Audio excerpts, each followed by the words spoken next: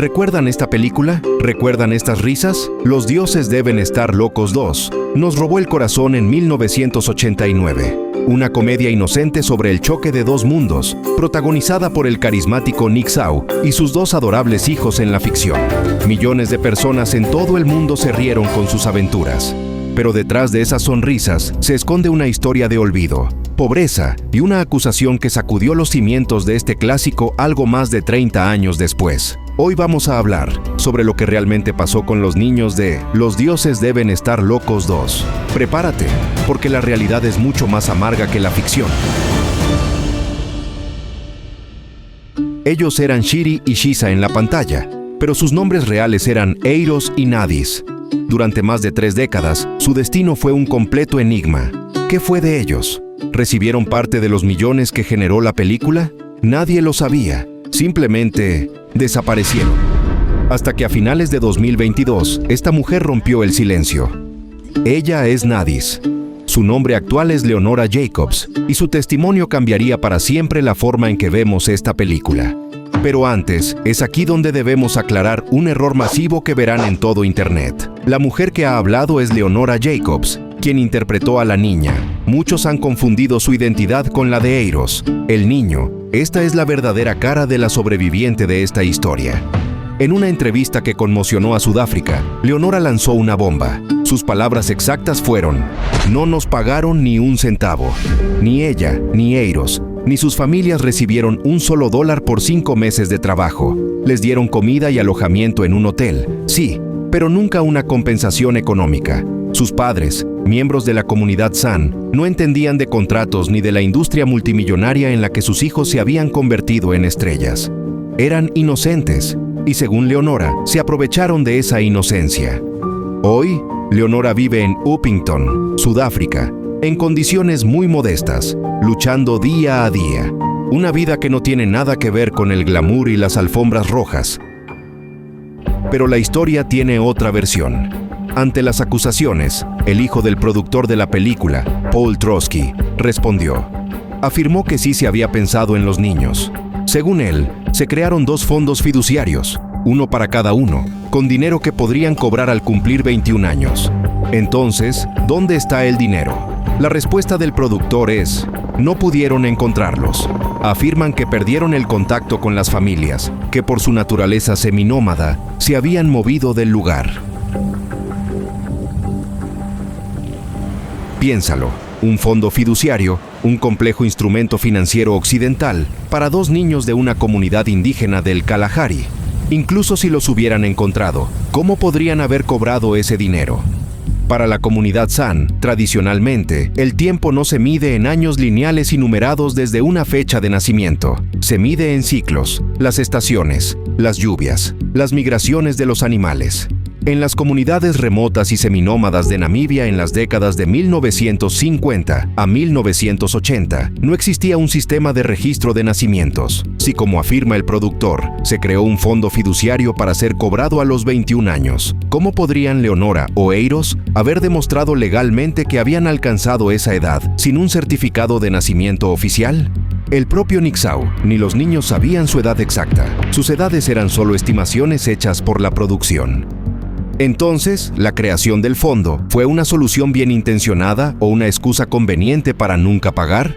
Pero para Eiros, el niño, cualquier ayuda llegaría demasiado tarde. Leonora confirmó la segunda parte de la tragedia. Su amigo y compañero de reparto, Eiros, falleció alrededor del año 2003, en la misma pobreza en la que vivió. La causa: tuberculosis. La historia de los niños no es un caso aislado, es un eco de lo que le sucedió al propio Nick Sau. ¿Sabías que por la primera película, Los dioses deben estar locos, la que lo convirtió en un personaje mundial, le pagaron tan solo $300? 9 años después, para la secuela Los dioses deben estar locos 2, de 1989, esta vez, dicen, ya entendía el valor del dinero. Negoció una suma considerable, que según diversas fuentes rondaba los 800,000 rands sudafricanos, equivalente a varios cientos de miles de dólares en esa época. Fue con este dinero que su vida cambió temporalmente.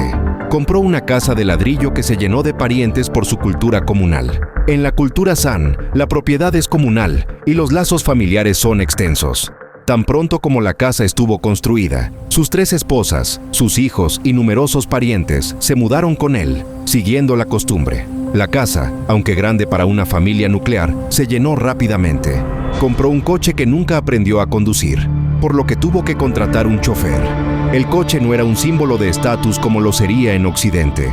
Era una herramienta que él no sabía usar, pero quizás necesaria para acortar distancias. Por lo tanto, tuvo que contratar a alguien de la comunidad para que actuara como su chofer.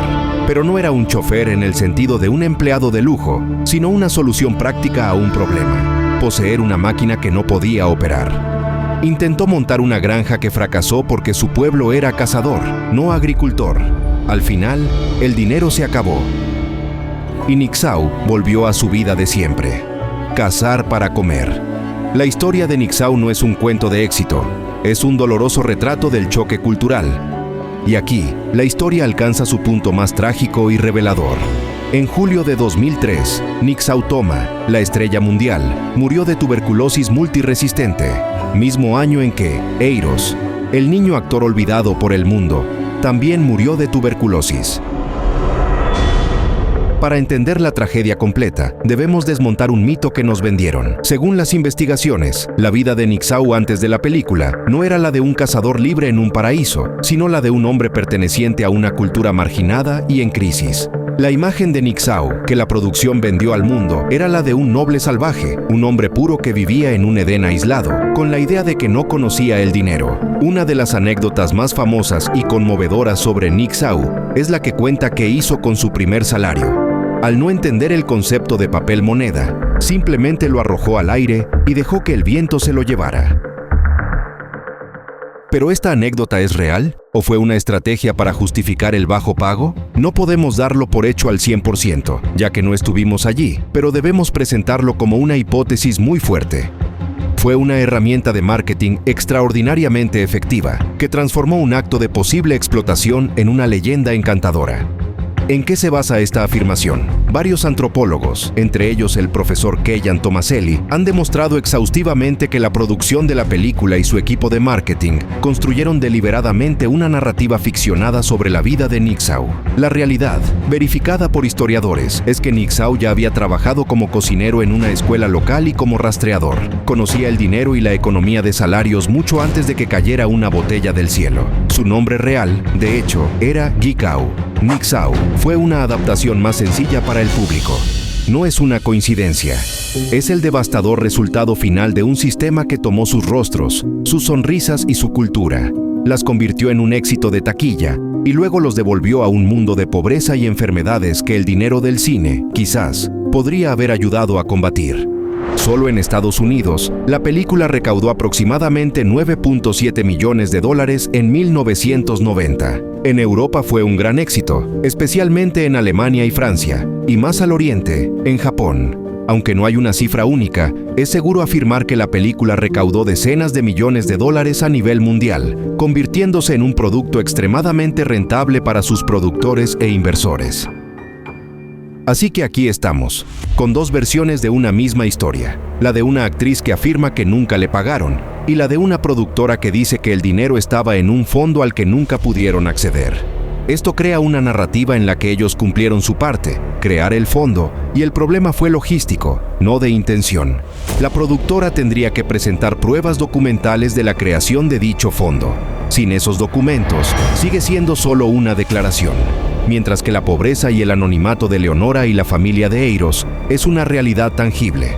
Además, el productor y dueño de la compañía, Boet Trotsky, falleció en 2017. El director de la película, Jamie Uys, falleció en 1996. Con la muerte de sus dos figuras clave, este hecho es, probablemente, el obstáculo más grande para que Leonora Jacobs o la familia de Eiros reciban algún tipo de justicia financiera. Ahora te pregunto a ti, ¿quién tiene la razón? ¿Fue una explotación deliberada o un trágico y negligente malentendido cultural? Déjame tu opinión en los comentarios. Quiero saber qué piensas. El debate es necesario. Si esta historia te ha impactado, dale a me gusta, compártela para que más gente la conozca y no se olvide, y suscríbete para más investigaciones que destapan la verdad detrás de la pantalla.